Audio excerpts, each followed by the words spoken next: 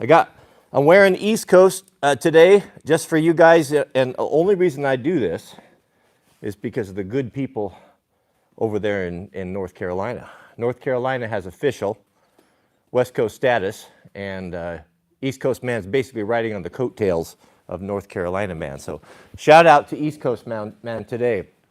Boy, I'm a very proud parent today. Jack does not like to be involved in the videos too much, so I have to be careful what I say there. I don't think he'd mind if I said this, but so Jack is 18, right? Wanting to kind of do his own thing and just finishing up with school and trying to consider what to do. So we said, well, what would you like to do? You probably want to get a job and make a little bit of money and such. So yeah, I want to get a job. And so he's applying to be a wildland firefighter today. So that's kind of exciting. I didn't push it. I just suggested it. Like, well, this is an opportunity. I might be able to make a call or two. So he's getting a little bit late season. I don't know if he'll get in this year because he's got started so late. He just had his last day of school yesterday. And the other problem is he's going to nationals for speech and debate, and that's already set. So whether or not they'll give him a little bit of a deferral to do that, I don't know. But keep Jack in your prayers. Man, I'm excited for him.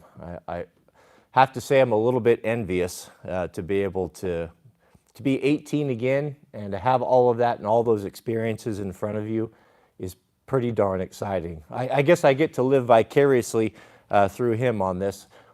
I'm excited about it because it'll be something that we will certainly have a lot to talk about at the end of the season if he's able to get into that. So Friday, man, my favorite, I guess Friday and the Sabbath are my favorite days of the week. It just hits differently, doesn't it? Just kind of knowing that God's special day is going to be coming in and that this sunset, that there's a special blessing. God said that on the seventh day of the week, which is Saturday, he sanctified it. He set it aside, sanctified it, and made it holy. There's a special blessing for Proho that puts God first on that day and honors that, because there's not a lot of people do. That will really distinguish you from the unwashed masses, because we know the good book tells us this, that my people shall be a peculiar people. I never liked that reading it growing up. I remember hearing the old preacher used to say that all the time up on the pulpit. You know, my people are a peculiar people, and he was always using that. You know, growing up in a Christian cult, we were certainly peculiar people with peculiar ways, and we always kind of grabbed onto that. Okay, that they're speaking about us, right? Because we are the peculiar people. Well, being a peculiar person does not mean, I've come to learn since then, to make yourself a spectacle, or to dress in a particular way, or wear funny hats, or ridiculous clothing in an attempt to let everyone know that you are so different, you know, or to, you know, that can almost become an idol, where your identity and how you present yourself can trump what the real meaning of that is. I think being a peculiar people, what that means, what the instruction is to us, is set yourself apart from the men that you come across in this world. There should be no question at all. And you don't have to be Bible thumping, you don't have to be preaching to folks, but if you're working with dudes, you can keep your faith to yourself, but you will preach that message. Being a peculiar person means that you don't partake in the things that they do, that there's something different about you. And that's when you really have power to do God's work, is when someone approaches you. No one wants to hear your Bible thumping. No one wants to be around anyone that's lording over other people or considering themselves to be more superior. Remember the meme from the church lady back in Saturday Night Live? You know, that's what a lot of people view Christianity, and a lot of people are turned off because of that, because that never was the message, that we're on the inside group, we're in the inner ring and you're not, and we're going to lord over you and act superior to you. That's not at all it. The best way a man can be is to be a peculiar man, meaning don't participate in the rough language. Don't participate in dishonesty or drunkenness or dragging other men down, or the workshop gossip that takes place. Be peculiar in that, don't be part of that. and be an honorable man. You know, make your word your bond, make honesty and integrity your credo, and you will stand out. You will be a peculiar man, a peculiar person when compared to your coworkers. Yeah, I think that's what that means. It's Friday. Let's loosen it up a little bit. If you guys have any particular comments or anything you'd like to bring into the discussion, throw it up there. I'll be watching the chat right here, and we'll see where it takes us. Finishing up with the irrigation, we're pretty much right. I told you guys that I figured that for all the acreage that we have to do to get everything completely saturated, it takes about 4 days, and that's about right. Today is day 4, and we pulled our last set, and everything is completely wet. It's incredible, man. I mean, I have watched in like 5 days with all the sunshine and such, the grass has almost doubled in length. It's just absolutely incredible. What water does to a place is amazing. It's absolutely amazing. I think about the old homestead. We had a similar place, you know, I mean, elevation was very similar. Proximity to Mount Fuji was very similar. It was just roll around to the east a little bit, but a lot of similarities, but one major difference was the old place, we didn't have water. And about this time of year, everything was starting to get really dry and the grass would be brown, and I was always worried about fire, and it just didn't feel like it was alive or living. It felt like it was dead. And when you would go out there in it, if you wanted to, you could almost feel the life energy, the life force, the moisture just being sucked out of you in that environment. And having, I guess maybe it's the river, there's a lot of moisture that comes from that, and just an abundance of water. It's a whole different deal, just a whole different feel from what we had before. Yeah, so best KCL is asking, will we plant a fruit forest? We have a couple of challenges with that, and that is the local wildlife. We have in our field, pasture, whatever you want to call it, everyday deer and elk. And if you plant anything like that, the deer are not that big of a problem because you can fence them out. You know, 7-foot fence, 8-foot fence, that will keep the deer out. I've seen them come up in the evening times where they'll actually case the orchard, case the garden. You know, they're looking in there, well, I'd like to have some of those strawberries or those fresh apples, etc. But they won't get through there. The elk, on the other hand, they're a whole nother deal. They're 3 times the size of a deer and very powerful and super motivated. The farmers and the local dairymen have a heck of a time dealing with them. They will crush down big fences. I mean, you don't have to exactly build a buffalo fence, but not too far from it. Those elk really tear stuff up. I was thinking about, I was talking to one of the local 3rd or 4th generation ladies that has helped me, you know, with my field, and she always asks questions to her, and, you know, what should I plant and what should we do? And I asked her, I said, what do you think about putting in alfalfa? You know, alfalfa is a nice crop, and it's a really rich, highly nutrient-dense food, and would be a good crop to grow. And she just laughed at me. She said, you put alfalfa in, you'll have every elk in the forest down there munching on it, and they'll eat the majority of it. I wouldn't recommend it unless you're going to try to fence those guys out, and that's not going to happen. So, to answer your question, we have just planted we planted our orchard trees this week. Apples, let's see, we got apples. No, I guess we just put the apples in. We haven't got them all in. Apples and the berries, that's what we got in.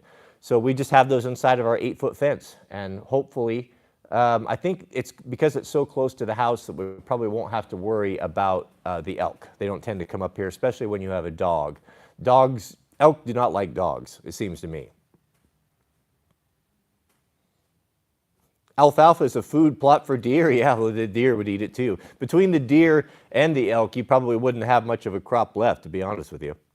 We have a member message from our friend, Kason McClung. Shout out to you, and he's been a member with us for some time, double lock type member. Kason writes this: I ordered my Proho radio package today. To say that I am stoked is an understatement. I am ready to catch the fizz, and you will have the fizz. I had the fizz. I get it. You know, it's hard to explain what that is. It's even hard to explain what's going to trigger the fizz for you or not. But I'm willing to bet that the 3 Radio Proho kit is going to give you the fizz. It's really, really neat stuff. I think about it all the time. We've been really enjoying working with the radios and taking that up to the next level. Super, super awesome. FN Flame is asking, what brand of leather gloves do I recommend?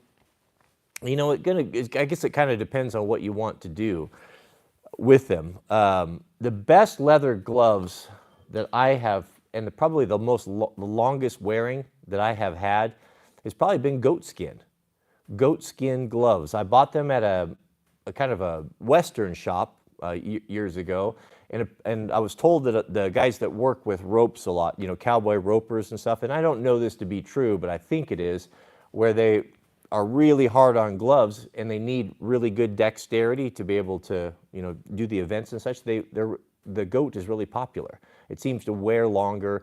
I also like buckskin. If you want something that's really, really comfortable, it's not going to wear as good. It's a softer leather, but man, there is nothing better than a pair of buckskin gloves that are made properly. The most comfortable leather gloves I think I've ever wore. But if you want something nice, what my experience with that, if a manufacturer goes to the trouble of offering goatskin gloves, they kind of get it. They're not just trying to produce the cheapest thing. If they're just trying to produce the cheapest thing, you're going to get gloves from Wells and Lamont, like the 3-pack you get at Costco. And I don't have any issue with that. That's a heck of a deal. I don't know what it is now, but it used to be you could get 3 pair of gloves of the Wells and Lamont leather gloves at Costco for, I think it was less than $20. It always shocked me how cheap it was. And I had a whole bunch of them for a long time because every time we would go to Costco, I would see that and like, oh goodness, that's like a third the price of what they cost at the farm store. Because at the farm store, the very same gloves cost you about, pretty close to 15, 16, maybe even $20 a pair. But the Wells and Lamont gloves are not very good. Cheap, yes. Abundant, yes. But I've explained this in the past. The difference between really nice gloves and cheap gloves is the way that they're punched out. What manufacturers like Wells and Lamont will sometimes, I think often or not always do now, is when they take their cowhide, they wet it down. They get it wet and they stretch it. They stretch it. You can stretch. I mean, if you've ever worked with leather, if it gets wet, it grows on you quite a bit. So they get it wet and then they stretch it out really thin and then they punch all the glove patterns out. Well, they get more yield that way. But it bites you on the back end because when you buy them, they'll fit perfectly. You wear a large or an XL, you put them on at the store. You ever wonder why when they get a little bit wet, maybe you worked out in the field and you took them off and you come back and put them on a couple days later and you can't hardly even get the things on because they've shrunk so much? The reason why they shrink is because of that poor quality method of punching them when they're wet. Leather will always go back to its original form, once it gets wet and dries up a little bit. It's not dried properly. And so it just goes back to its natural shape, and then you have to, deal with that. Eventually they'll stretch back out, but they're very uncomfortable and they cause blisters and such like that. Your nicer gloves, and I don't have specific brands to give you, but just what to look for when you're looking at them. If you call them or ask a manufacturer, and there's some small companies that are making some really good stuff. There is a company, I wish I could remember the name of it, that cowboys just swear by, and the cowboys that work with barbed wire fence use these gloves. And if you do a search for heavy-duty leather gloves, barbed wire, something like that, you'll find them, and they're not cheap. These gloves are probably cost anywhere from $60, maybe even up to $80. But these are probably some of the best gloves that you'll have, and they will last you a long, long time, maybe even a decade if you take care of them. If you're not digging in gravel and rocks and such, save your cheap gloves for that. But I guess what I've been told with these gloves is you can grab on like full strength right onto barbed wire, and it won't penetrate, won't get through, and you still have dexterity. And I believe they're goatskin, to be honest with you. But that's what I always kind of look for. So when you're looking, just make sure that they don't pre-wet the leather before they stamp them, and then you'll have a lot better glove. Good question. We have a super chat from Mr. Rick Gates. Shout out to you, brother. Thank you. That was very generous of you. I sure appreciate that. No comment, just supporting the what we got going on here. And thank you, Kaysen, for ordering your Proho radio. That's going to be out there, and you're going to enjoy it. I'm confident. We have a super chat from our friend Mr. Kyle B. Shout out to you, Kyle. Good to see you back in the comments as well. Kyle has been a very faithful supporter of the channel, and we Really appreciate that, Kyle. Good to see you. He says, Cody, as always, thanks for the advice over the years. I think I am buying the bug out overlander today. Question, is a libertarian lady worthy of entertaining as a potential wife? A libertarian. So what is a libertarian? What do you think? What do you think of when you think libertarian? Labels. Man, all these labels. Don't we love labels to cast upon people? Has it always been that way? Is everyone that way, or is that just our particular culture? You know, I think what it is with labels, and this may be our particular culture, what's the first question, or what's a question that comes up between people that you meet when you're strangers? Usually within the first minute or two. Well, it is, so what do you do for work? You know, once you get past the small talk, that's really the first question where you get into the meat of the matter, where you've just been politely corresponding back and forth, small talk, but now you want to know. That's what we want to know. I've asked it, you've asked it, we've all asked it. We're dying to know what it is. If you don't, and why is that? Why do we ask that question? Well, you're trying to categorize someone. You're trying to put them in a category, and you're trying to decipher or determine what level of respect to put upon this person, right? I mean, that's the truth of it, truth of the matter, right? Or whether you want to put further effort into this conversation. Do they have something that's interesting to talk about? Do they have something that may be in common with you? Because I assure you, I mean, if you walk up to a guy who, if a guy answers two different ways. If one guy says, and I'm not casting any shade on anyone, you know, I'm just speaking the way that it is. But you say the guy repeats and says, oh, I drive, I drive a forklift at a small manufacturing plant. Okay, is there anything wrong with driving a forklift at a small manufacturing plant?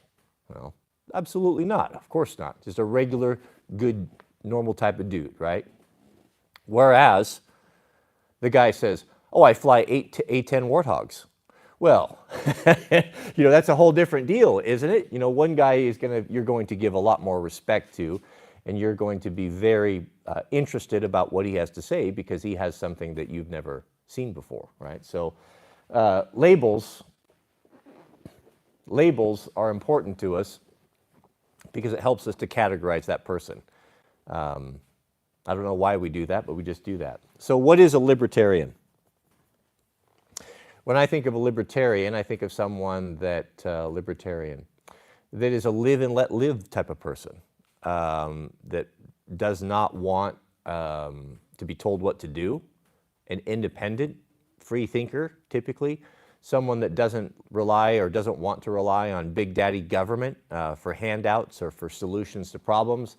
They want to live their life to be left alone and to live and let live. Kind of a non-judgmental type of movement, I guess, or lifestyle is what most people would probably say. Libertarians don't often, I don't know that they really pursue their line of thinking about the beliefs that they hold secure. What would that look like in a functioning society?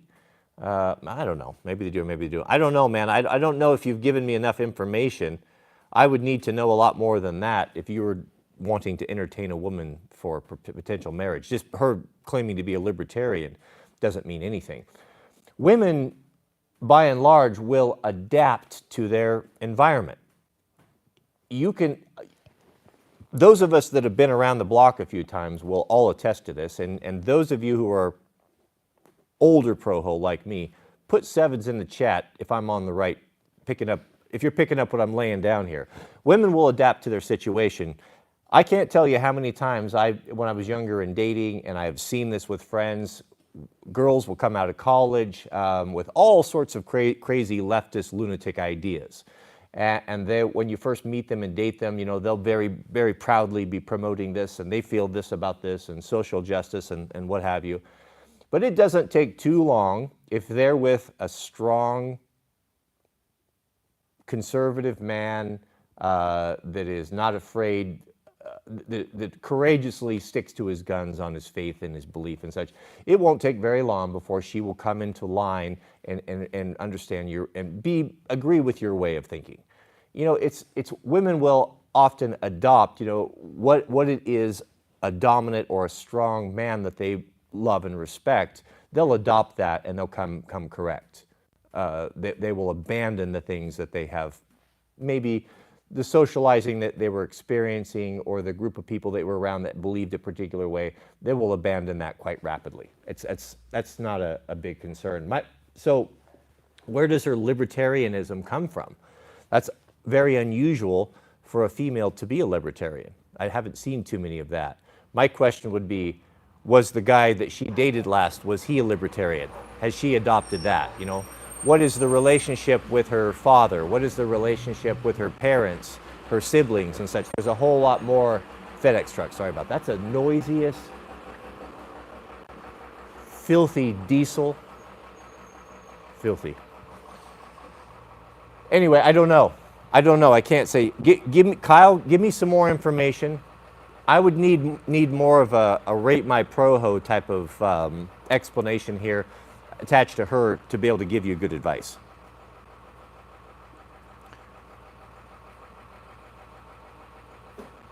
Thank you.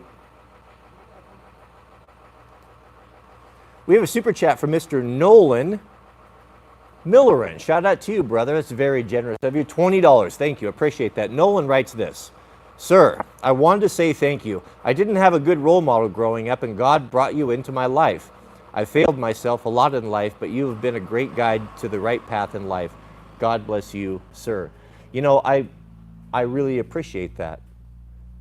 I have not written down what you just did there, but I have expressed this to other men in my life when I was younger. Mentors, not very many of them. I didn't meet very many of men in my life that made an impression upon me, but a very small few that I could look back that had a tremendous influence on me. And I don't know that I would be here today without them.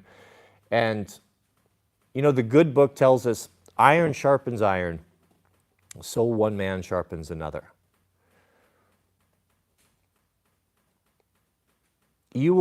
My experience, I have found, I've been in situations where I've been with guys that were better than me, and I've been with guys that were worse than me.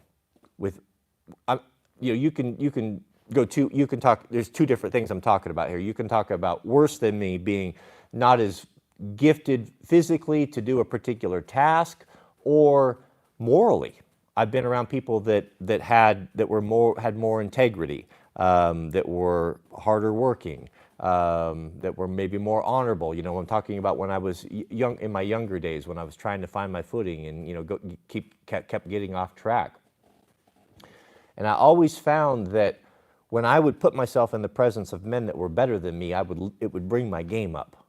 If I could go skiing with guys that were faster than me, motorcycle riding with guys that were better than me, faster than me, more talented, it elevated me. They brought me up to their level, and we all got better.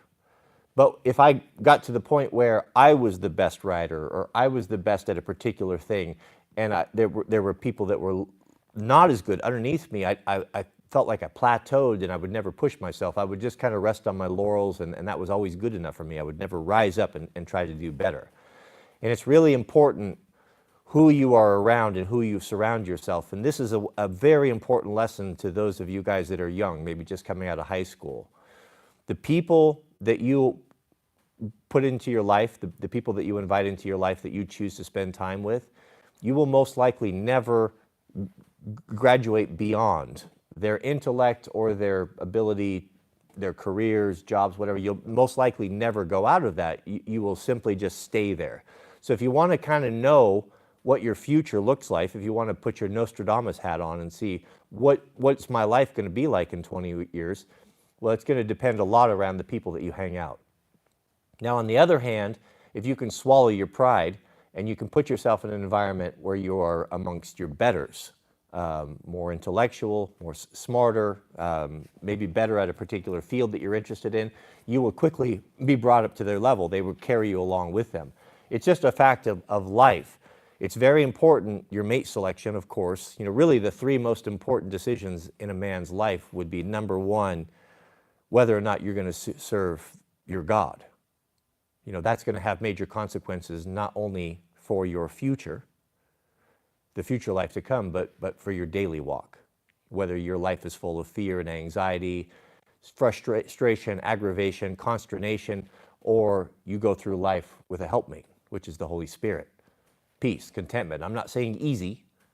Oftentimes the life a Christian walks is going to be more difficult if you were just to,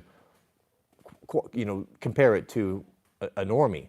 But the difference is you have a helper and you have the peace that defies all understanding. So I appreciate that, Nolan. I mean, and I do the same thing. We always have a better. None of us have ever arrived. If any man thinks that he's arrived and he's got no way to improve or to get better, well, he's a fool. You never stop learning. You never stop learning. And being around like-minded men that appreciate the importance of a man's word, about honesty and integrity, about doing the right thing, about the golden rule, do unto others as you'd have them do unto you. If you follow these tenets, you will attract these type of men. These type of men will demand it. There are men that have really wanted to get involved in our inner circle, whether that be, with the dirt bike, and the war band and stuff, but they don't hold these values, and they're not, we'll give them a chance. But if a guy, can't take care of his own things and doesn't come prepared, and is bringing things that are inappropriate into the conversation, that's just not something that we want. We have a high standard, and we protect that. Be a peculiar people. That's what we're talking about here. We have a super chat from Mr. Thomas Ostrowski, and member. Shout out to you, brother. Good to see you here. Who writes, I have a TradCon friend who'd make an incredible wife, but she's not physically attractive to me. How important is that if she checks every other box?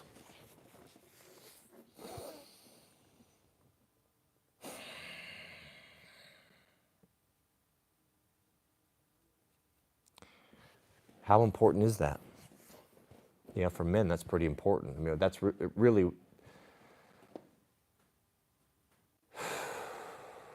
I haven't really considered this before. My dad used to say something when I was young and dating. He said, you know what? He goes, don't get too hung up on this notion of the one, soulmate. All of this is a bunch of nonsense that's been peddled through Hollywood and media that doesn't happen. This idea of marrying for love or attraction is a relatively new thing, and it was not rarely done in the past. It was an agreement between two people. It was a contract. It was very common, and I think speaking of Nostradamus, I'm going to go on record here and say, I have joked, Mrs. W and I have joked in the past about having a son, trying to raise up a son that's right, and when you start looking out and surveying the options out there for him, and some of these 304s that are out there on the horizon, you start thinking, goodness, these Jezebels, he has no idea. Sometimes we used to joke, I wish that we could get back to arranged marriages, where a sober, intelligent family, father and mother together, getting together with other like-minded fathers and mothers who have the same values and the same faith belief, could get together and make arrangements for their children to pair up when they're of age, when they get older. Who makes a better decision for a life mate? Would it be your parents, who are looking out for your best interest more than anyone, that are going to be not raging with hormones and lust and desire, but will be able to be objective, take a look at the family, consider, make good decisions, because give the children every chance possible for success? Would the success rate not be a bit higher if we would get back to that a little bit? But of course, that's preposterous. That would never fly, especially with these 304s out here.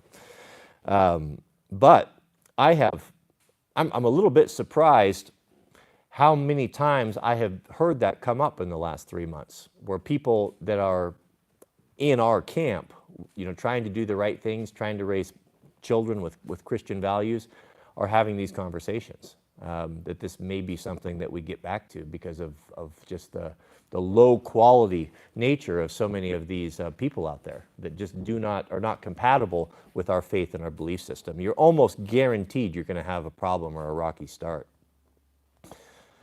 So that being said, how important is just looks?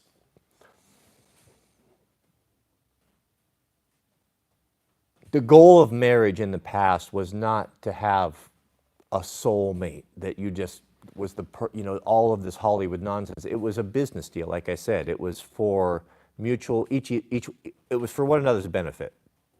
I want children. She wants to have children. We need each other to do this. I need help running a business. It helped both people. It was an agreement.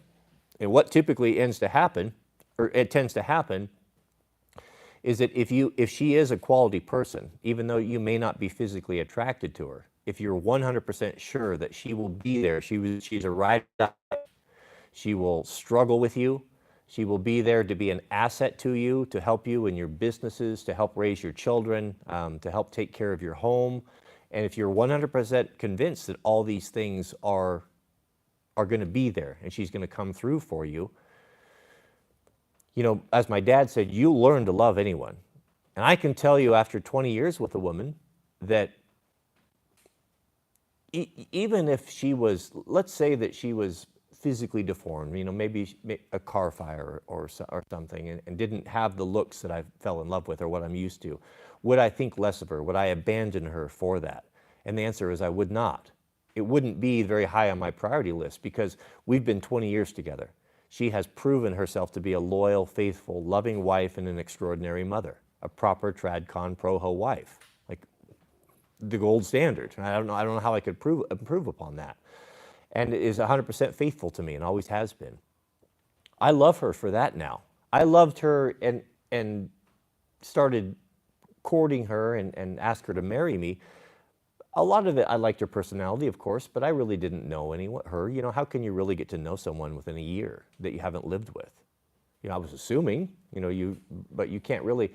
But I guess the initial attraction from that was the physical. Obviously, if that wouldn't have been there, I don't know that it would have progressed beyond that. That's because I didn't see things the way I see them now.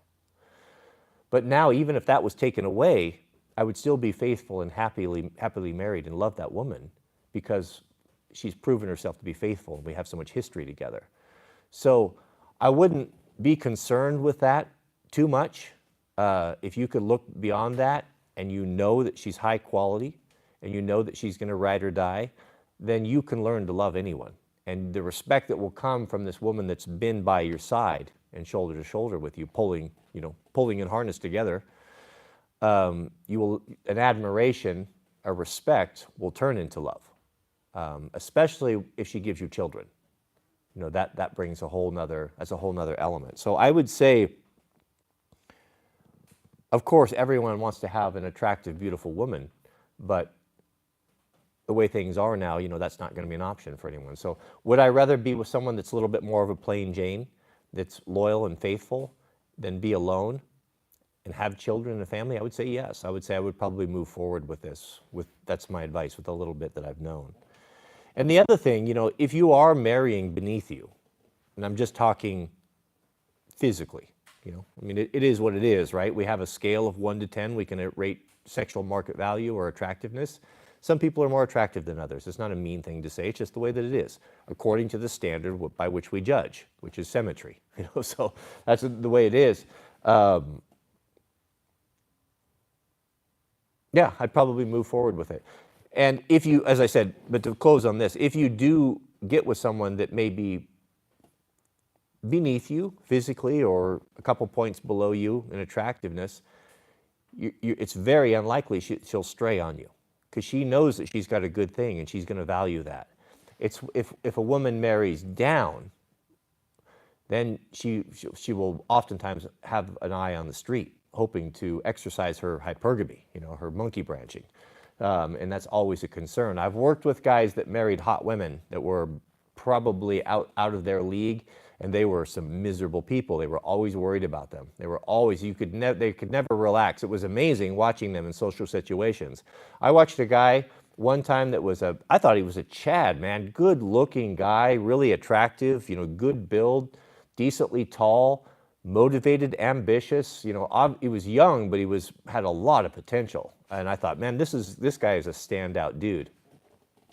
He hooked up and got involved with a single mother. He was probably only 20. He actually worked for me for a summer. Got involved, had his own business at 19, got involved with a single mother, and she was attractive, no question about it. But man, the last time I saw him, we couldn't even have a conversation. All he could do was watch this woman. It was in a crowded public type of venue, and all he could do, I'm talking to him, I'm trying to talk to him, all he could do is to look her and watch her around because he was worried about her. He had no peace. Door open. He had no peace because of this. Whereas you have someone, you get a girl next door, maybe more of a plain Jane, she's going to be a lot more grateful for what she has, and she knows it's going to be very difficult or maybe impossible to ever do better. So that's kind of the way it works. Kind of the way it works. Thank you, Kyle. We have a $20 super chat from our friend Nolan Millerin. Oh, I think I already read that. Thank you, brother. Appreciate that. I'm getting out. We're struggle streaming here. But Thomas, let us know what you decide. If you're gonna do that, just understand. Just be practical about it. Okay, I'm not feeling it now, but it will come. If she's quality, if she's high quality, then I'd probably pursue it. We have a super chat from Mr. Ryan Hyatt. Shout out to you, Ryan. Good to see you back here. Double alternator member. Ryan writes, is there a place outside of the live stream that members can talk? I'm wrenching on cars during the stream usually. Thanks for fighting the good fight. Yeah, so the Signal app, you can reach out, maybe one of the middlemen. I don't know. They're running that. I don't get involved in that too much. There's a big group. The Big Fizz was one of the original ones, a big group of guys on Signal that are building community over there. So you might check into that. So I don't know for sure, but pose that up there, and if there's an option or a link or an inroad to that, maybe one of the middlemen can throw that up there for you. Thank you, Ryan. I sure appreciate that. And we have a super chat from Max Mortar. Shout out to you, Max. Max writes, another Oregonian, I'd love to be mentored. Well, we're working towards that, we're working towards that. What we want to do,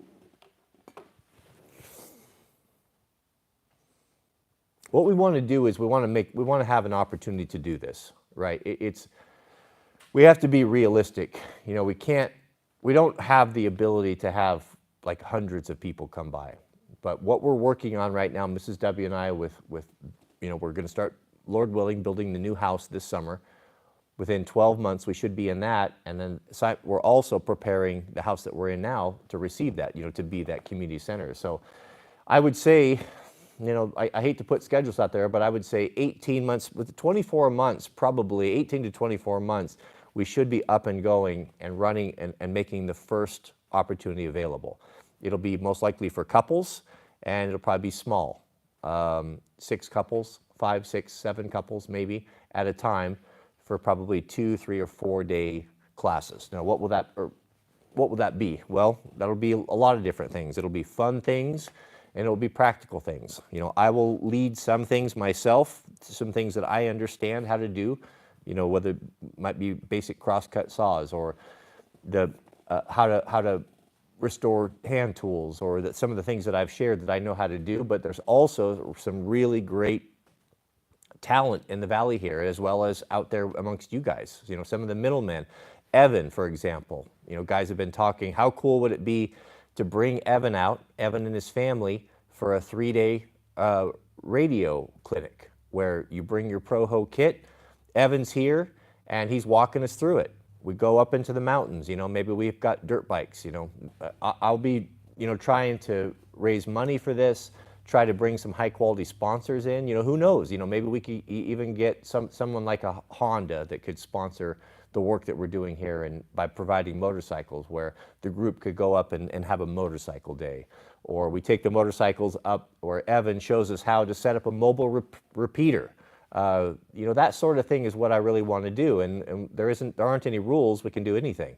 I want to do wild edibles in the fall. I would love to have some of the guys out here with your families and show you how to find the chanterelle mushrooms and the huckleberry picking and the canning and all that sort of thing, and the apple pressing. There's a lot of different things that we can do, but to do that we need the facility, and we want to do it right and properly. We want you, if you're going to dedicate the time to take a week off of your busy schedule and come halfway across the country, we want this to be something that's going to be done properly, where you're going to get value and you're going to learn something.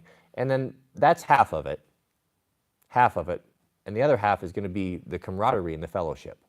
That just coming out, I know for us, when Mrs. W and I were getting started and wanted to do this, wanted to get out of the city, wanted to sell our city home and get out in the country, wanted to raise our kids in a more wholesome environment where we had more control, more freedom, that seemed insurmountable to us. We didn't even know where to begin.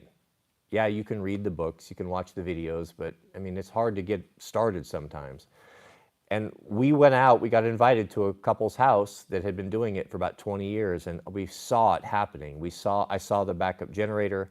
I saw how they were doing their own food, their orchard, their garden. I saw how they dealt with the snow. I just saw all the elements of an off-grid lifestyle that I had never seen before. This was all completely new to me.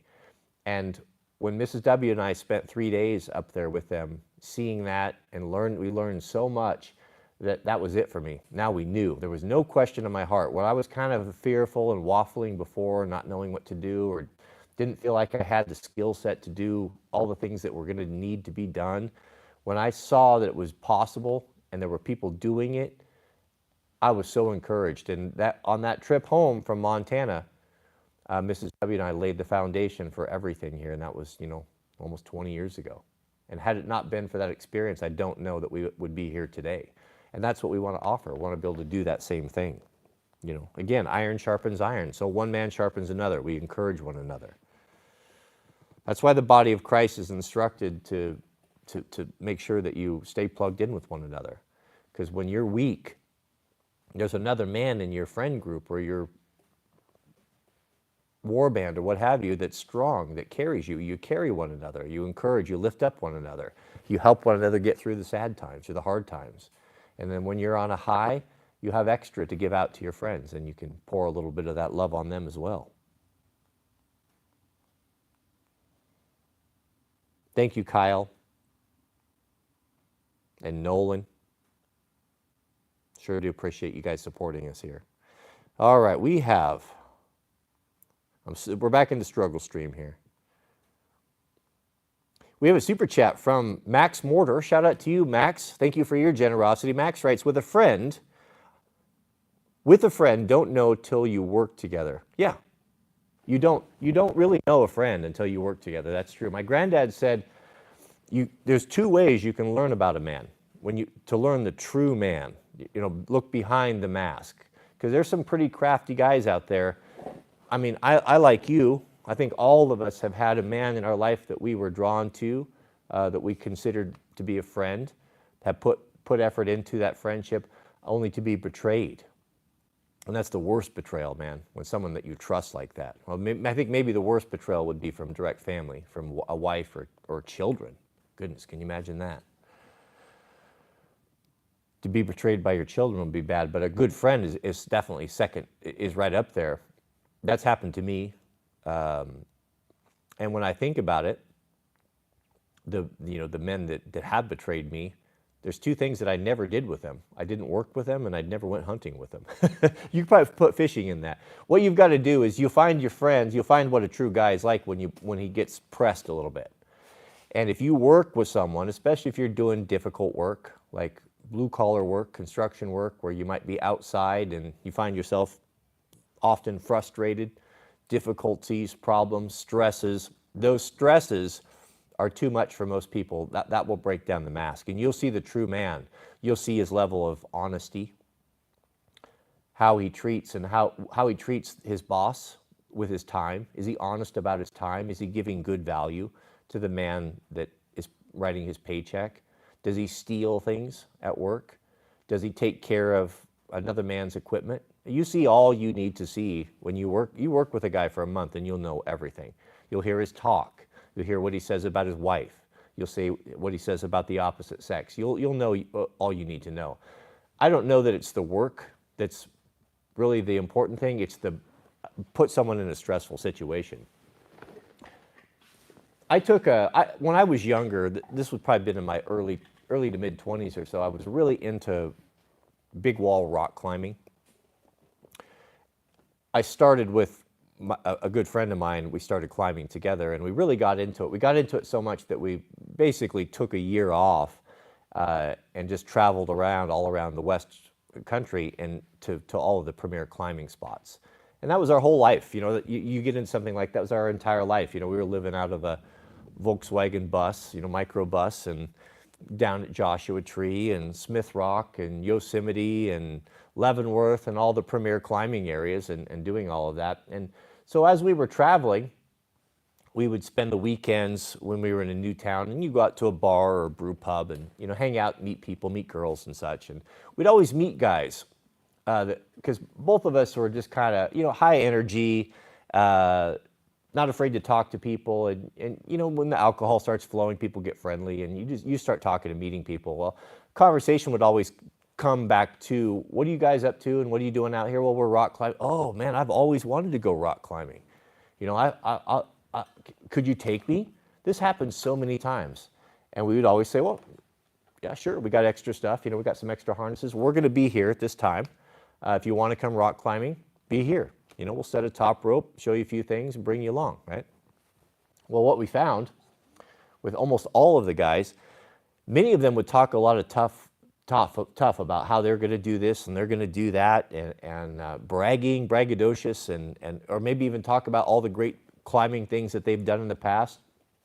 But I'll tell you what, man, you'll find your true character of your man when you get him up on an exposed face, up off the ground. It happens at about 40 feet. About 40 feet up or so, which is about your second pitch or so, you find out the real man when he wants to be let down.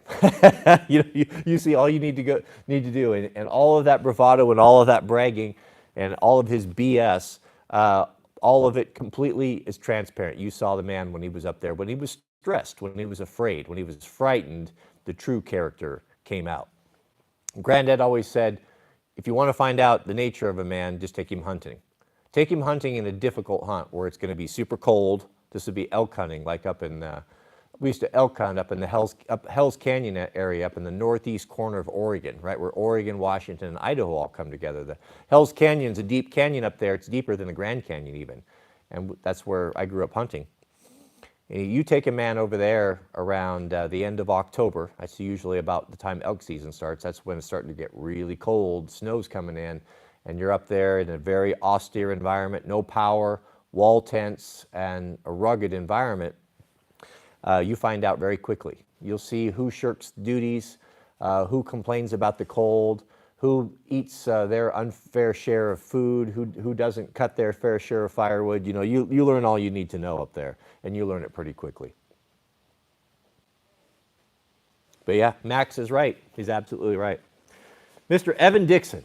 Good to see you. Evan Dixon is our resident radio expert here. He's got a comment. Proho radio kits are rocking and rolling, he's telling me. Spoke to at least a dozen customers today. Salt of the earth, folks, grateful for this brotherhood. Now, as a quick reminder, and Evan, if you would be so kind, or maybe one of the middlemen, if you could throw up the link, the Proho radio link to Evan, that opportunity to get your 3 radio kit is going to be coming to an end at the, I believe, is that this weekend, the end of this weekend? So put that up there. You still have a chance to get the Proho radio kit. Evan is opened that up for a couple more days, and if you have the means to do it, it's well worth it. It's a good kit, and that will take care of your radio communication problems. And this is $500 is a lot for your comms kit. I get that. That's real money. No one's saying it's not. But many of us have spent more than that on things that we're putting in a cabinet or a closet that we don't use on a regular daily basis just for the hope that we may need it. We've all done that.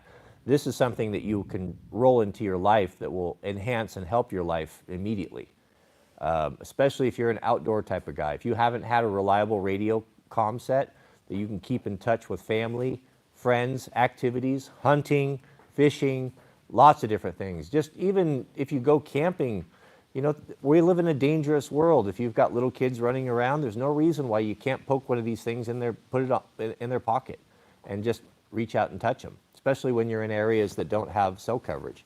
These radios are a godsend for a situation like that. Thank you, Evan. I sure do appreciate that. And we appreciate the good work that you're putting into this kid as well. We have a super chat from Sped Main Battle Toaster. Shout out to you. I got to shut this door. Excuse me, guys. It looks like a thunderstorm is kicking up. We're supposed to have some lightning coming. I am more and more concerned. We had the war band met in Strength last night, and we went out for a really good moto ride. And boy, the conditions right now, a couple of us have got some experience with, wildland fire and familiar with what goes on in the forest. The conditions right now are really shaping up for a devastating fire season. I cannot believe how dry it is. We're still in May, and it is dusty. It's so dry out there. It's going to concern me. I told Jack, I said, well, if you're really thinking about joining a hand crew, if he gets on, he would most likely be an entry-level position for a hand crew, a Type 2 hand crew. He might be very busy this summer. Very, very busy.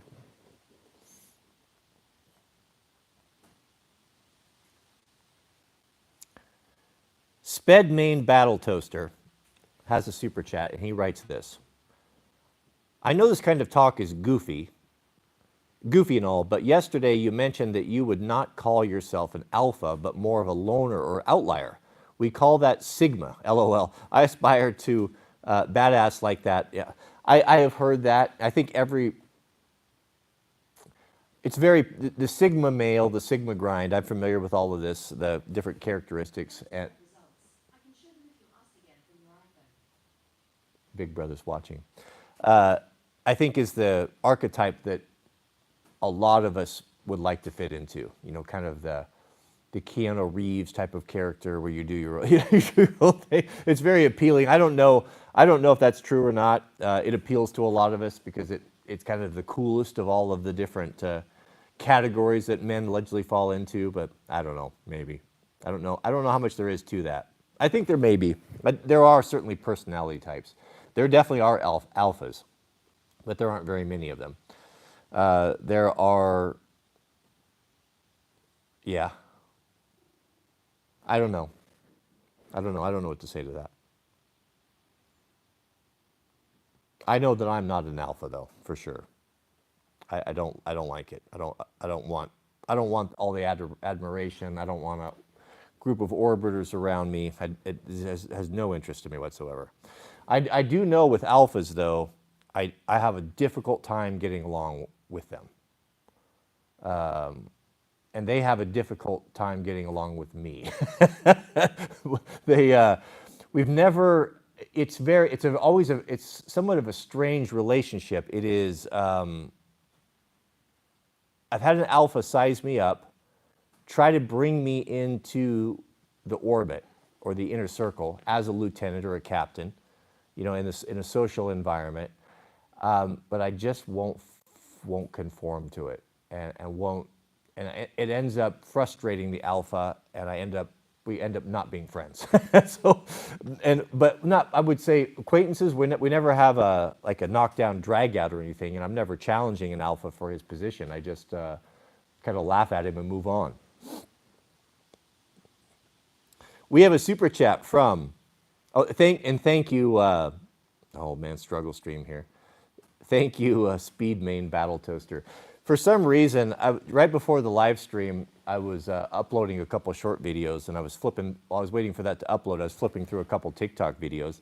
And one of the best ones I've ever seen before, which really, it really puts a finger on the pulse of the way people feel. And let me ask you how you'd feel if, I'll try to paint the picture. Oh, you hear that lightning? That lightning is going to start fires. It's dry enough, what I saw yesterday in the forest, it's dry enough where it wouldn't surprise me if we get some lightning strike fires like tonight. Let me ask you a question. So let's say 10 years ago, if you were to see a United States aircraft carrier coming into port, would you not be filled with pride, knowing that you are a member or a portion of the most powerful country that has ever graced this earth with like a carrier battle group? A U.S. carrier battle group is a formidable thing. And I would have to say, as a patriotic man, I would have been filled with pride to see that great show of force. You know, it would have been something that I would have been very proud of. It would have, I guess it would have triggered a sense of patriotism and duty and just the proud feeling that comes from being an American. Let's fast forward that to today. The TikTok video was shot from like a pier, and far away, you know, maybe a mile away, was a U.S. carrier coming into port to dock or something. I don't know the area. It doesn't make any difference. The important thing was the background music that was being played, because a picture paints 1,000 words.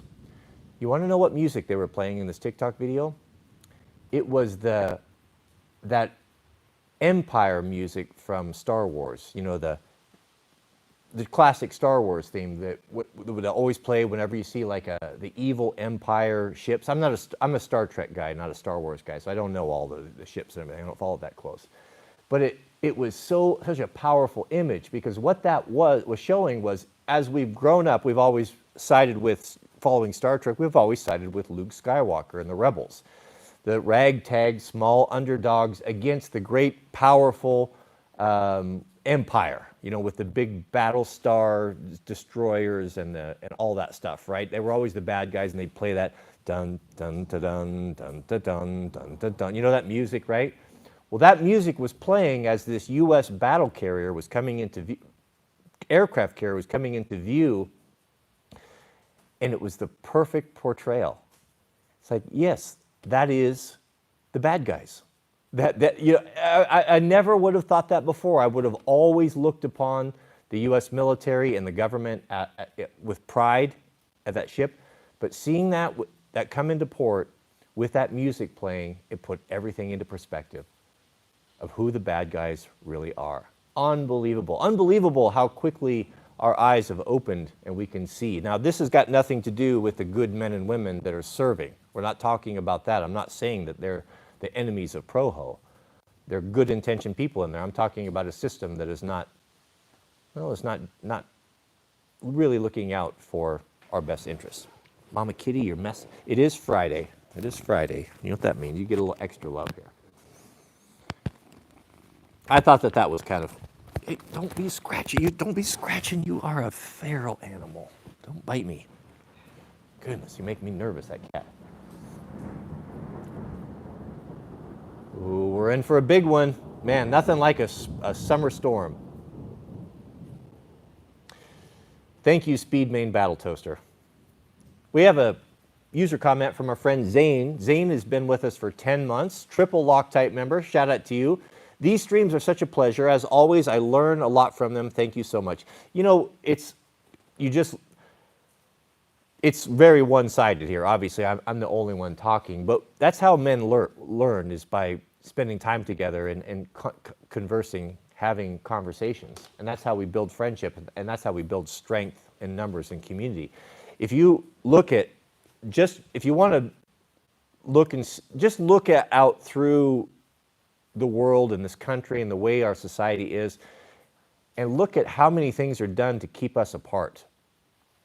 to keep men, like men-only groups. You can't have a man's-only group, because without someone, other, women and saying, well, we want to be part of all that, because I think that there has been a concerted effort to discourage that from the spider, or whoever's in control, the elites, because they know when like-minded men get together, history is written, and things change, and governments are toppled, and tyranny is done away with. But if you can keep men separated, thinking that they're isolated, thinking that they're alone, that there's no one else like them, in despair, in hopelessness, then nothing will ever get fixed, and nothing will ever happen. So it's natural for all of us to realize how important it is for us to get together here. The bad side is that you guys don't have an equal voice, that we can't sit together and come up with plans to encourage one another, to learn from one another, to educate one another. It's kind of one-sided. But I assure you, I'm not here an expert sitting on an ivory tower talking down to anyone. I'm benefiting from this as well.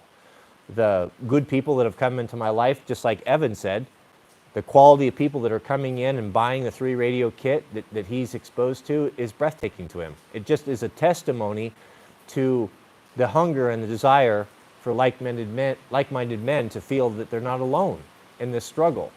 And this is the best that we have. Do you know about the 100 monkeys? Have you ever... Boy, that is really raining out there. That's like Florida rain. Goodness. Do you know the experiment with the 100 monkeys? It's been some time since I heard this, so I may get it wrong, but I think I can get the gist of it.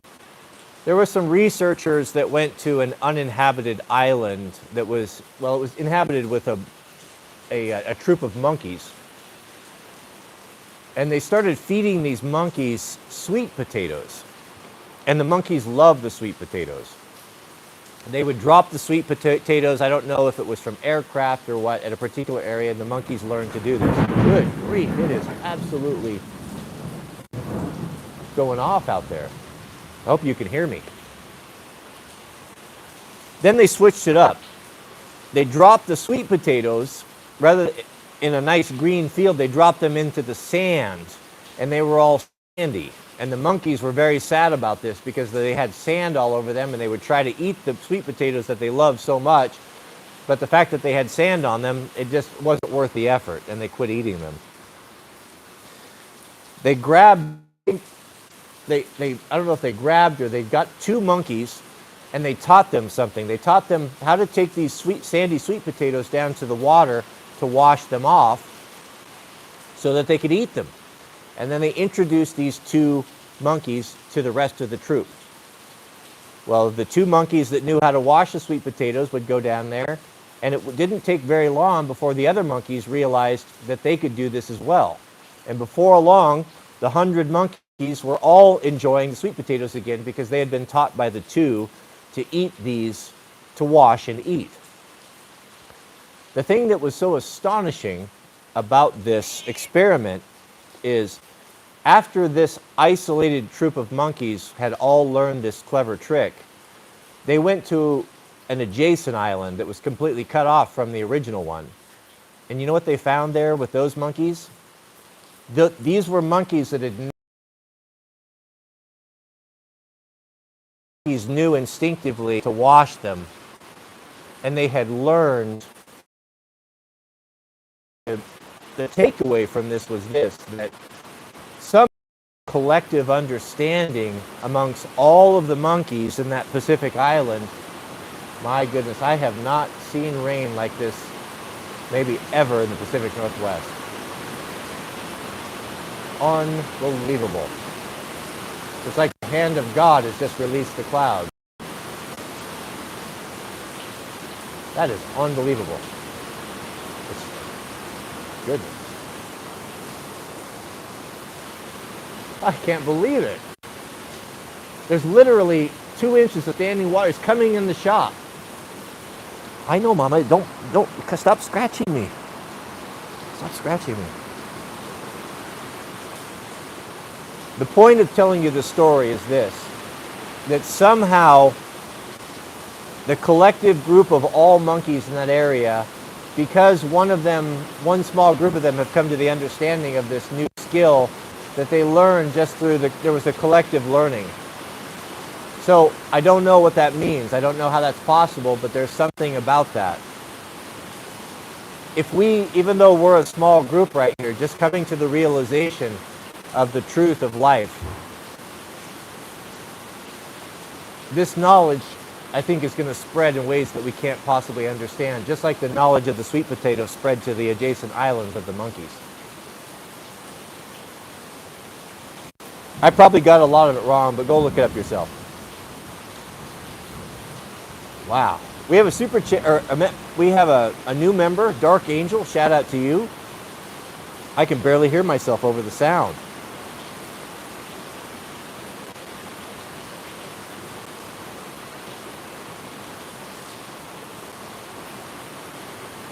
We have a $20 super chat from our friend Caladum Gaming. Shout out to you, brother. It's good to have you here. Thank you for joining us. Thank you for your generosity. Goodness. Caladum writes this: what are your thoughts on us over-the-road truck drivers that are away from home 50 weeks a year, and how we are treated for the sacrifices we have to make? I think it's deplorable what you guys have to deal with. I know a little bit about this industry. I have never driven long-haul truck or over-the-road truck, but I have had my own semi. I used to have I forget if it was a 68 or a 69 Diamond Rio conventional tractor with a 40-foot trailer that I used to haul around my excavating equipment around in. So I only did local hauling, my own hauling. I never hauled freight, but I kind of get it a little bit. Because when I was in my Jeep parts business, I worked with a lot of truckers because I was buying Jeeps all over the country, and I worked with a broker to bring the Jeeps in to my shop. And I follow quite a few trucking channels. I've always been somewhat interested in it on social media and stuff, and I see some of these brokers, what they're expecting truckers, independent truckers, to haul stuff for is shameful. Low balling guys, terrible working conditions. I don't think you're paid for I don't think you're compensated for the difficult job that you have to deal with. You know, the responsibility of a trucker with 80,000 pounds on, especially dealing with the insanity on the roads and how stupid people are. I mean, how you guys are able not to just road rage all the time when you're trying to deliver freight from point A to point B safely, and you got these morons that are cutting in front of you and slamming on the brakes. I just don't know how you do it. And it seems to me that there's more and more independent truckers that are just hanging it up, like it's just not worth it. To go through all this aggravation and all the regulation and the pigs constantly dealing with me and the tickets and I mean, it's horrible. And the way cops treat you is deplorable as well. Guys out there trying to make a living, and they're just leeches off of you, just sucking resources and laying fines on you. It's just horrible. Well, come here, baby. Could you believe the rain? No. Oh, just stay right there. I'm in the live stream. What is it? You know what? What? It's pouring outside. It's absolutely pouring. Absolutely pouring. Well, put your raincoat out there and go tromp around. Watch out for the lightning. I see. I'm wet. So I can't be like a puddle jumper. You go puddle jump, and I'll be out there jumping with you in just a little bit. Okay. I'm just finishing up. Tonight you have to jump with me. Well, we may be jumping instead of motor riding with this rain. Yeah. Goodness. So I think it's terrible the way you're being treated, and I think it's a difficult job, and without you guys, everyone's screwed, to be honest with you. Because if you bought it, a truck brought it. Is that how it goes? What I'm seeing, what kind of a disturbing trend that's happening in the trucking industry, is that guys that have always been independent, owning their own truck, over-the-road haulers, it's just not worth it to them. From the regulations, the difficulty, the hassling from the cops, the expense, insurance, et cetera, brokers, lowballing, all of it. They're just giving it up and just going to work for local guys or going to work for companies that have their own trucks because they just can't deal with the headaches anymore. And that's going to manifest, that's going to put a lot of people in difficulty when you guys are not able or just choose not to do it. Really, if truckers were to unite, the quickest way we could affect change in this country with these woke companies, with these woke governments and such, would be for truckers to band together, especially independents. And there's only one opportunity for you to do that. Now, when you're still a good portion of the trucking industry, that you're independent, where you can call your own shots, you have power. But as you're being bled dry and more of you leave and walk away from that and go to work for big companies, you lose that power to strike. You lose that power to not haul freight. Or you lose that power just to say enough is enough. We're not doing this anymore. And that's when the whole economy would be brought to a screeching halt. So I don't know much more about it than that, but I know you guys have a tough job and the way you're being treated is unfair. And you deserve a whole lot more. Because it's a difficult job. I know it is. I've done it. Thank you, brother. I appreciate what you do out there. And Mr. Max Mortar, we have a super chat. Max Mortar writes, Mentor Ideas was more of a homestead dude ranch thing. Yeah, you know, there's probably going to be a position for something like that. You know, this is going to take a lot of effort to bring about. When you bringing folks into your home and such, you have to have help with this to organize this. So we will have full-time employees, I have no doubt. It wouldn't surprise me if we have 2 or 3 full-time employees, maybe a 1 or 2 in full-time and a couple part-time that will be people that are locally here, most likely, that could come and work regularly. But I would imagine, you know, this is easy. I'm the idea guy. Once we get down to the nut and bolts of it, you know, there may be more to it with insurance and liability and such. Mrs. W is really the person for that. But I could see where there would be opportunities for an internship where we would provide, how I would see this, envision this happening in my mind is that we would put up a couple cabins. And actually, we're building a log cabin as a guest house as part of the deal. Put up a couple small cabins, like maybe a 16 by 24, something with a kitchen, bedroom, that's nice, has everything a man would need, and offer maybe 3-month or 6-month internships. So in exchange for coming and working with us, this would be helping with the classes, helping with the day-to-day running of things around here, being basically a personal assistant to me. In exchange for that, for 3 months, 6 months, we would provide room and board, your food, a nice place to stay, and a per diem, enough money where you could buy the things that you need, whatever, something that would be fair. It wouldn't be, you're not going to get rich off of this, but it would be kind of a learning type of thing for a limited time. I could see having a couple positions like that open for Proho. I think that would be beneficial to a lot of guys. It'd be beneficial to us as well. And there's nothing new. This has been commonly done for a long time. So that is something that is on my mind to incorporate into this whole thing, 100%. Yeah, you're on my wavelength there. Thank you, Max. That's a good point to bring up.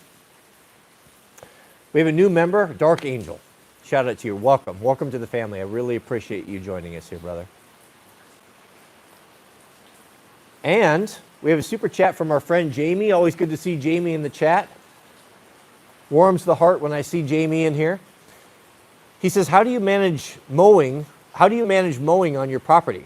I have a riding mower and an offset pole behind mower to cut down the time. I don't have big fields to mow. So what we're doing right now is we have the small green area that's around the house, right? We have a Toro zero turn that we just take care of with that. It's not that big of a lawn, to be honest with you. But the main fields, so we do hay bales. Last year was our first crop that I finally got the irrigation kind of figured out. And I was told by a local that came and did the hay for me that everything looked really good and I was doing a good job, that the field was looking a lot better than it had in years. So I'm hoping to even do better this year by really getting on top of my watering. And there's a lot to learn. You know, I don't know anything about farming, so I'm trying to pick up trying to learn the best I can. But my ultimate goal and what I really, really want to do is I want to get my own equipment to do my own hay. So I was actually talking to a woman that knows all about this in the valley here just the other day. I guess I need 3 pieces of equipment. I need something to cut the hay which would be a pole behind, something that would probably be maybe 9 or 10 feet wide. Cut the hay, and then something, I think maybe they call it a rake, a big rake that puts it up into windrows. And that's when you see in the field the long rows. So you cut it and it lays on the ground, and then you put it in windrows, those long rows, and that has to be up there for several days. And you have to do this at the right time. I think it's like takes 10 days from the time you cut to the time you bale is what the time frame is what I was told. And this dries the grass because you can't put the bales, you can't make the bales if it's wet, or they can make animals sick and it will get mold, or it'll rot or something, ferment. No, it's not good. You can't have that. It's got to be 100% dry. Once it's dry by the sun, then you bring the baling equipment through, the baler, and that spits out the bales. I think most of us are familiar with the process. But it's 3 separate pieces of equipment, and all these are towed behind a tractor. Now, the Yanmar is 60 horsepower. That's plenty enough. It's actually pretty well ideal for the acreage that we have here. We don't have a huge acreage. But I think to buy all that equipment is going to be about $60,000, and that would probably be used. So that's what it's going to take. So I want to do that in the future. I'm hoping to do that to get those 3 pieces, and then we'll start doing our own hay, and then of course we'll have to build a barn, right? So these are all ambitions, but for now, what we're doing with it, to answer your question, is that the farmer in the valley here. There are several landowners that don't have their own equipment. She brings her equipment over and cuts it and bales it for you, and we do a 50-50 split of what the hay is worth. So it usually does pretty good because it's organic, very high quality, and it's in high demand from a lot of high-end horse breeders and stuff, which demand high-quality grass and hay and such. So again, I'm speaking a lot about things I don't understand. I'm just now getting into it and learning it, but that's what we do. So it's a 50-50 split. She comes and cuts it. She gets half, and we get half. Last year, we did it a little bit different. She came and cut it. We figured what the market value was, what it was worth, what we could sell it for. We had a buyer, I think, before we even cut it. So the demand is so high. And then instead of her taking it, we just paid her half. So we paid her for cutting it, and then we sold it, and then recuperated that back when we sold it. But that's what we're doing right now, currently, until I get my own equipment. Thank you, Jamie. Good question. We have a new member at the Living Man. Welcome. Shout out to you, brother. And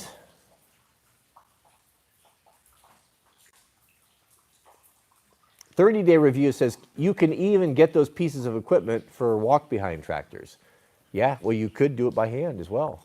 I was told by the guy I bought my weed trimmer from that there's guys using the power side, the steel power side that is an attachment on the big string trimmers. They're going out there and they're cutting it down themselves and doing it the old way. And I know a couple people in the valley that actually do that. It's a lot of work, but they put up their hay in big piles. You've seen a hay pile, a needle in a haystack, the old country where they would stack it up in those big, beautiful rounds. That's the way they would do it. They would stack it up there and let it dry in the sun, and they would have a big open wagon like a big box, and they would drive along with the horses and with the pitchfork. That's what they call it. A pitchfork has got the 3 or the 4 tines. It's for pitching hay, sticking it in that pile and throwing it up and over into that wagon. Pitching it, a pitchfork. That's what it's for. You get a big old bunch of grass that way. That's what that tool was designed for. Yeah. Am I going to be out there doing that? Not very likely, but it is possible. If we had a larger group, if we had a dozen people or so, and we had the right tools and such, I would imagine that in 2 days or so, you could probably do 10 acres a day. Wouldn't be too much trouble, I'll bet. It'd be kind of a cool experience to do it the old way, wouldn't it?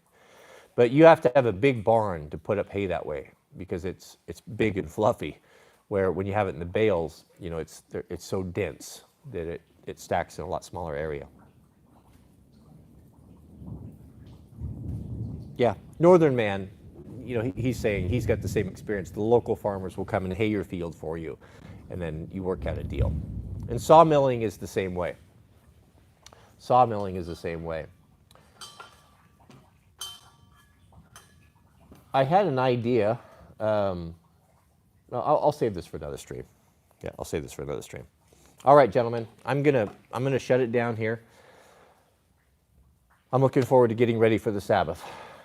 We got a ride this evening. Well, maybe not. I was going to take Mrs. W out. I got her bike all set up for her, ready to go. I put a low seat on it so she got on it and she can touch now with her tippy toes. But we were going to go out tonight for her first ride. But if it's going to be raining and storming, I might not. Might just hang out in the shop here. I don't know. We'll see.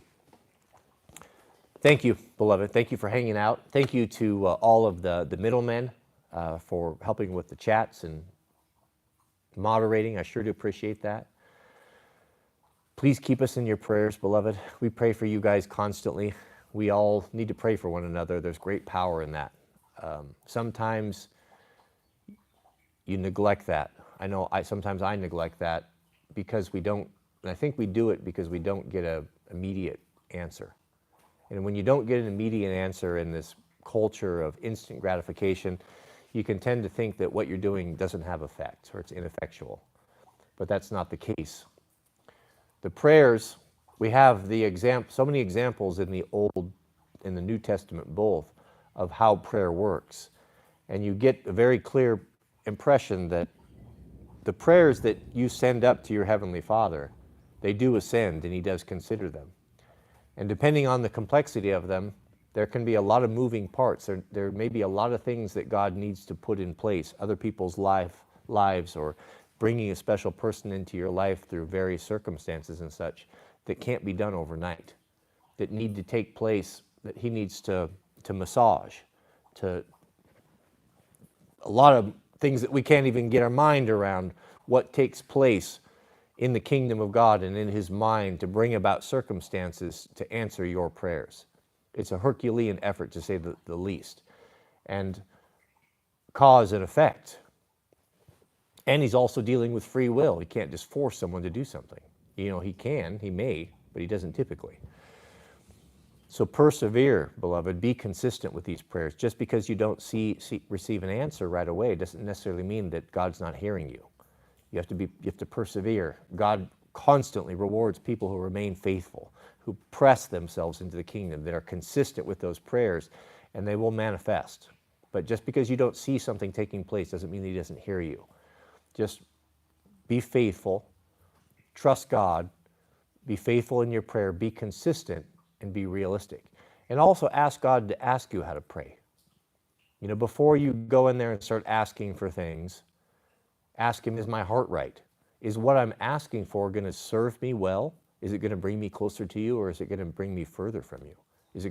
The things that I'm asking for, am I putting God in a bad situation? Because maybe the reason why you're not granted your prayer is that God can see something that you can't. And what He sees, that if you were to be given this, or this were to be manifest in your life, that it ultimately would destroy you, or it would undermine your faith, or you would run off chasing something else and you would forget about God.